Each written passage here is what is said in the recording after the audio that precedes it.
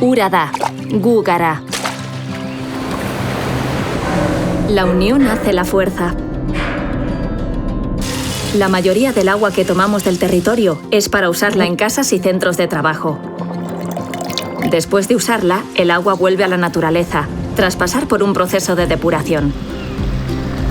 Este proceso lo hacen entidades potentes que gestionan agua para muchísimas personas.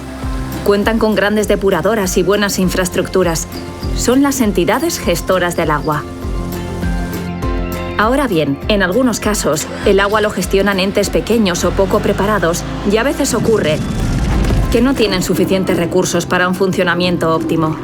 ¡Oh, no! ¡No puede ser!